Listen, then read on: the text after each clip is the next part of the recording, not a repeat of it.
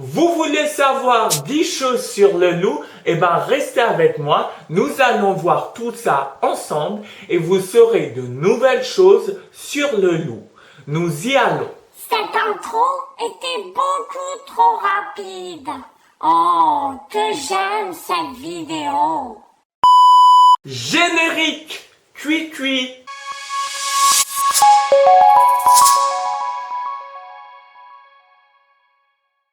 Salut les ornithos, c'est Esteban l'ornithologue amateur, bienvenue sur Ornithopassion, la chaîne sur les oiseaux et qui vous en apprend sur les oiseaux et la nature.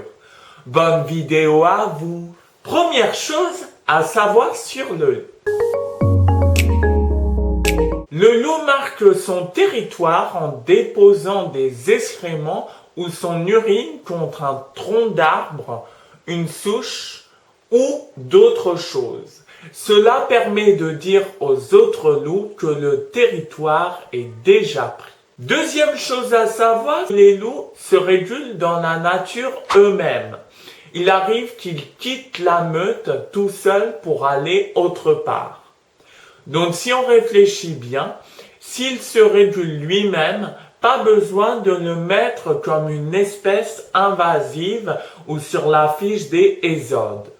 Vous savez la fiche qui nomme les animaux qui pourraient faire des dégâts? Troisième chose à savoir, c'est que les loups sont solitaires quand ils attaquent les moutons. Et oui, en effet, les loups préfèrent les gibiers sauvages, chamois, cerfs, biches, etc.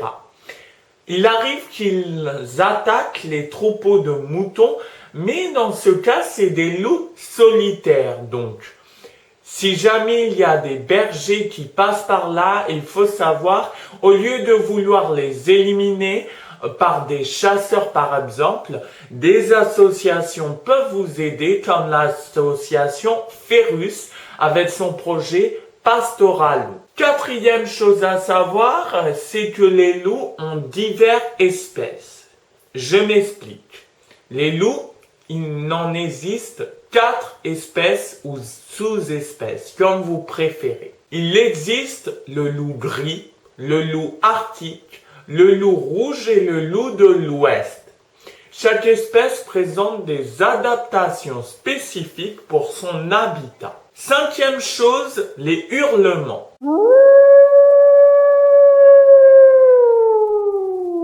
Les hurlements servent à défendre leur territoire, à appeler d'autres membres de la meute ou à renforcer leurs liens sociaux. 3 choses servent à communiquer: les hurlements, les langages corporels ou les marquages territoriaux. Sixième chose sur les loups.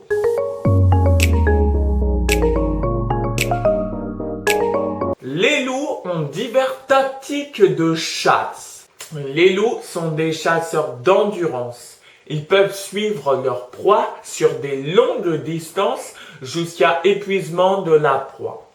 Ils communiquent durant leur poursuite avec des signaux sonores et corporels pour encercler la proie. Ils peuvent chasser en meute.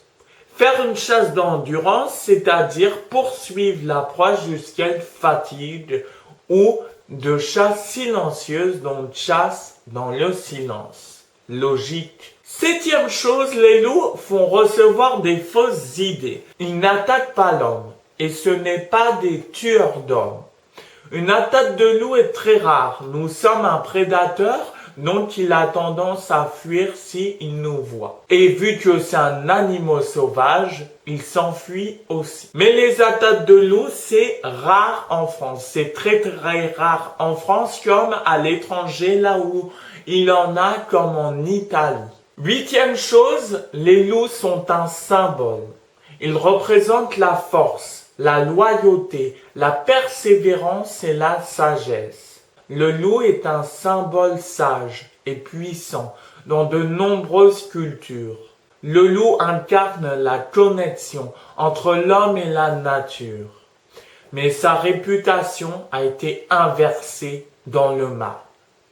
Mais il continue à mais ils continuent à fasciner à travers les époques et les temps. Neuvième chose, les loups s'adaptent énormément à leur environnement.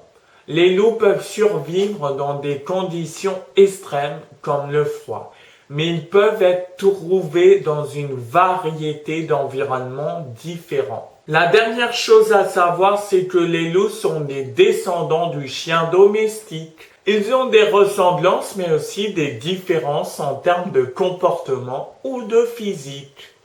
Les loups conservent leur instinct de chasseur, mais ont aussi un côté plus farouche. Et les chiens sont devenus indépendants de l'homme. Enfin, il faut savoir que les loups sont fort utiles à la nature et qu'il faut les protéger.